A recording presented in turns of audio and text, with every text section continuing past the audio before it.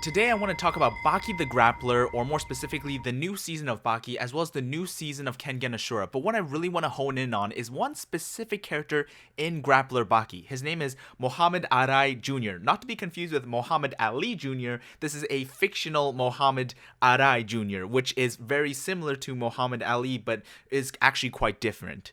So in the show, Mohamed Alai Jr., he approaches Baki with the intention of fighting him, and then when Baki turns him down ultimately, because Baki doesn't see him as a threat, he ultimately goes out and looks for Baki's girlfriend, who is probably going to marry him at some point, and then he offers to marry Baki's girlfriend in order to get Baki to fight him. Like here, I'm not sure if Mohamed Alai is going after Baki's girlfriend because he likes her, because they had a couple scenes together in like the previous season, but I'm not sure if he's doing it because he likes her or he's doing it because he wants to get at Baki. But that's not important. The main thing I want to touch upon is his philosophy. When Mohamed Alai Jr. fights, he like never gives up. He has this very shonen pro-tag mentality where he's like, when you get knocked down, you gotta get back up. He's doing a very typical like Rocky Balboa type thing where it's like, it's not about how hard you hit, it's about how hard you can get hit and keep moving forward, how much you can take and keep moving forward.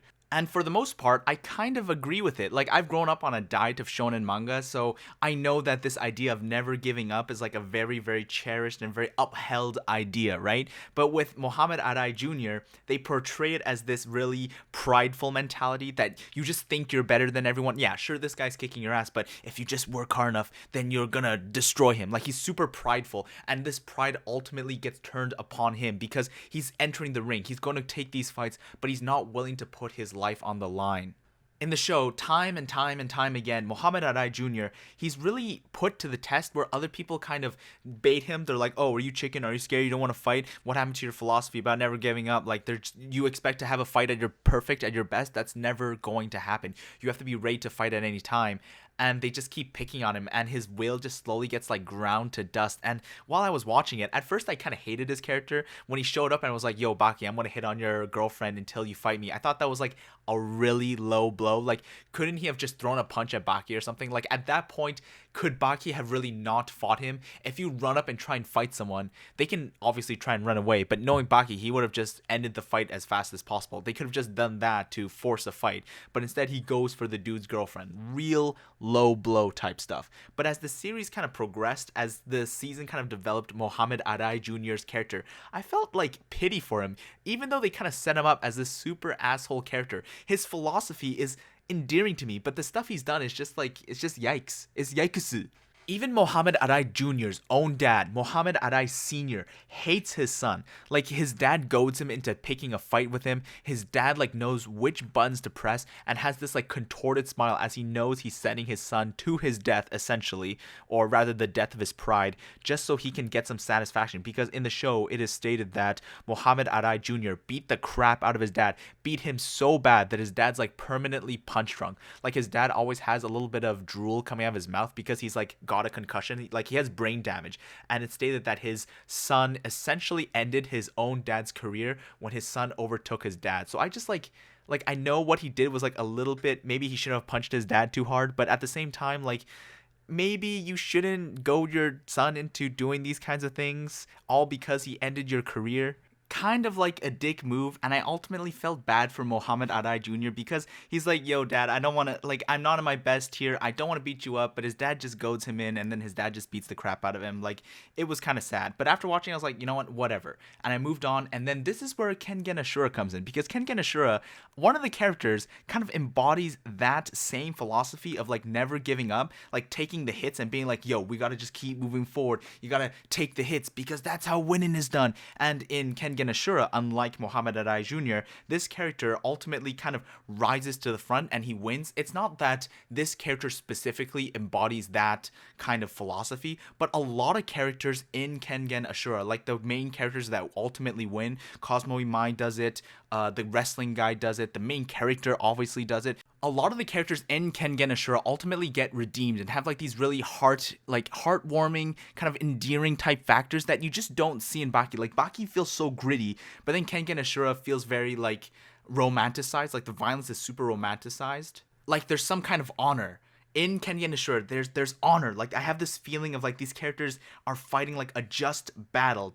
Obviously there's some villains, but for the most part, there's some kind of honor system going on. But the philosophy in Baki is like, you go in there, if you are going to live by the sword, you must die by the sword type thing. These characters talk about no rules, like they're fighting in pancration. There are no rules. The only rule is like you can't bring in like a weapon, and even still, you can pretty much bring in a weapon if you want. It's just that most people choose not to rely on a weapon because the idea of being beholden to a weapon is like repugnant. And I totally get it because, okay, this might be epic cringe, but when I played Fallout 4, I did not like the power armor system. I did not like that I had to, like, fix it every 5 seconds. I did not like that I had to find fuel cells for it. Like, it was powerful, don't get me wrong, but to be beholden to something like that I couldn't have on me at all times was just disgusting. I hated that feeling. I didn't want to be reliant on something. I wanted to be self-sufficient, which explains why a lot of the characters in Baki don't use weapons. Like, they do use weapons, but it's essentially part of their body. It's not something that they have to go out and do, which is why like the martial arts kind of get shit on a little bit by a few characters in Baki, which I thought was a really interesting way to talk about it, because martial arts were invented not for strong people to be stronger, but for weak people to defeat stronger people. So in that sense, martial arts is for the weak. It's like useless. Okay, I wouldn't say it's useless, but essentially if you were strong, you wouldn't need it in the first place. And then cut to Kengan Ashura, where our main character has this like super demon, whatever, heart beating, gear secondo, whatever, steam coming off his body, his skin turns red mode, whatever you want to call it in Kengan Ashura. He uses that mode, and then they're like, no, don't use that. Don't rely on like pure power alone. You gotta use skill. You gotta use the Nico style. And he takes the Nico style and he improves it into his own thing, into his own style. It's no longer the Nico style, it's his own style now. And if you look at that scene like completely in a vacuum, you'd be like, okay, this is epic. He's like being himself, like that's his style. But when I watch it now, when I watch Kengan Ashura after watching Baki, I'm like, that guy's weak. The main character's weak. He's relying on these martial arts techniques. Like, what is he weak? Is he not strong? Martial arts are for the weak, bro. Looks like someone didn't get the memo. So essentially what I'm saying is, thanks to Baki, I have like kind of lost my appetite for like typical shonen preaching where it's like, don't give up, never give up type thing. Like, if you want to live by the sword, you have to die by the sword. You have to be willing to put your life on the line, to be willing to kill your opponent, okay? Like these main characters sparing the villain because if I kill him, I'll be just like him type deals. Like, no. When you go into the ring and you're fighting, you are fighting for your life. There are no rules, okay?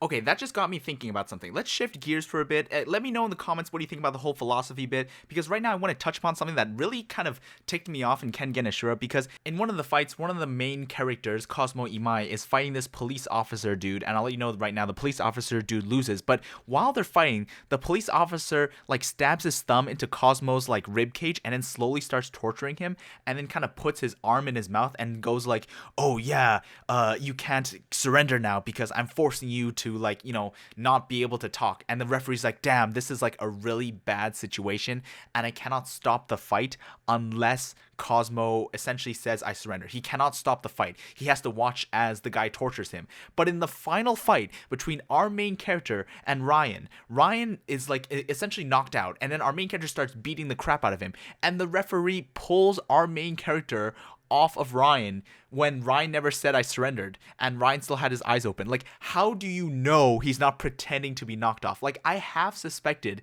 the second the ref would pull our main character off Roion would just get up and start beating the crap out of our main character. Doesn't that violate the rules in the previous scene? Because in the previous scene, if the ref could have just like gone in and like pulled the two characters off, then why didn't he do that? He would have just saved Cosmo a lot of pain. Like, sure, Cosmo would have lost, even though Cosmo did win in the end, but watching someone get tortured like that, it's almost clear that he would have lost.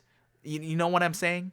Like, how can the ref step in now when he couldn't step in before? It honestly makes no sense to me. I also kind of want to talk about the animation for a bit, because the animation in one is like 3D CG and the other one is 2D, like drawn art and stuff. And I clearly like the drawn stuff more because when I watch these like shows, I want to see some real violence. I want to see some people get their face caved in, and I definitely got that with Baki more than I got with Kengan Ashura. Sure, Kengan Ashura had some really good grappling, like the characters, their movements, like the martial arts. I thought was super good. One scene that stands out to me is when the two grapplers, going back to the previous scene with the blonde hair guy that's grappling and the police officer guy, when they were grappling each other, that was actually really fluid, and I really enjoyed the animation there. There was another one between Fang, I believe it was his name, and some other character which ultimately lost to Fang, which is why he's not important. But essentially, when they were grappling each other, that scene was so fluid. I could follow the animation. I could actually see them grappling, and I thought that was really fantastic. But when it came to like the gratuitous violence, when it came down to the wire and we wanted to see people get punched, the problem with the 3D models is that they don't really show the damage that well. Yes, they're covered in blood. Yes, they're bruised all over. But that's about it. Whereas in Baki, the guy punches the other guy and you can see his face like literally cave in, or his tongue like hanging off by like a slight amount of flesh, just holding it together. Like the violence, or like having his finger like cracked in the opposite direction. When I see it in a 3D model, I just don't feel the same impact. I don't know if it's because I play so many video games, but the violence just isn't quite there for me. I don't know if it's because the model looks unrealistic or if it's just a little uncanny valley. I don't feel it in real life. Do you know what I'm saying? Like when you see someone get punched real hard and you like flinch in real life, that's the feeling I want when I watch these shows. And thanks to Baki, I've kind of lost that with Kengan Ashura. So I watched the first bit of Kengan Ashura, watched Baki, and after watching the last bit of Kengan Ashura, the magic is just kind of gone. But I'm not saying it's bad, don't get me wrong. I actually really much enjoyed it. In fact, my favorite character is Adam Dudley, the Uber Chad himself. One final thing, I want to talk about the voice acting, because when I watched Baki, this will probably get rid of all my anime cred, but I watched Baki, at least the newest season, in sub, only because there was no dub available. I originally watched Baki in dub specifically. This was mainly because Doppo Orochi's voice was really good in the dub. Like, don't get me wrong, the sub voice is still fine. The Japanese voice actors did a good job. But the dub voice actors for a lot of the characters in Baki have this, like, gruffness to them that I don't think the Japanese ones hit. Maybe it's because I watch so much sub anime that when I watch these characters, I can't help but think of the other characters that they've played. But when I watch the English dub, it's like they're their own thing. Like they're just this character. He only plays Doppo Orochi, which is not true. I know this, but it's like that's his thing. Not to mention the fact that, now that I think about it, Baki has like a lot of Japanese characters. Yes, there are some foreign characters here and there, but a lot of them are really Japanese. And because of that, if everyone has kind of like the same-ish accent, it doesn't really matter what language you watch it in. Whereas if you watch like Kengan Ashura and you watch it in dub, I don't think it works as well, because you lose a lot of the Americanisms that they like sprinkle onto the anime. Like Adam Dudley keeps swearing in English and he keeps speaking in weird English bits in the Japanese version. It's literally the best thing ever. Or like the commentating crew in Kengan Ashura, like you have one guy who's like super American, so he's always like grasping at straws for like words, because as he's trying to commentate, he's trying to look for a word that like fits the description of what's happening, and when he ultimately can't find one in Japanese, he just speaks in English. He'll say something in English and he'll say something in Japanese, and whatever voice actor they hired in Japan has a pretty good accent. I felt like he pulled it off quite well. Not to mention the chick, like she doesn't speak in English at all, but I felt like her announcement had a lot more energy behind it. Also, her voice was like really deep. I don't know, I don't know why I enjoyed it so much, but I thought her voice was epic. It's not something you hear very often in anime, or maybe that's because I like watching a lot of cute girls doing cute things anime. Anyways, thanks so much for watching. This is really all I have to say about the Raitai arc for Baki. Wait. Actually, now that I think about it, this is not kind of related to the shows at all, but on Netflix, the way they list it out is it goes Season 1, Season 2, Raitai arc, and it would be epic, guys. It would be absolutely epic if they would just sort the shows by arcs instead of by seasons. Yes, I know this kind of doesn't make any sense, but in this specific instance, it makes sense. If they could go back and like retroactively sort stuff, like Hunter x Hunter is on Netflix, and it would be great to like sort by like the Chimera Ant arc, the Greed Island arc, instead of like having to sort through all the episodes to find the specific episode that I want to watch. Anyways, thanks so much for watching. For reals this time, it's really over. I have really nothing else to say. Thank you so much for watching. Like and subscribe, and I'll see you guys on the next one.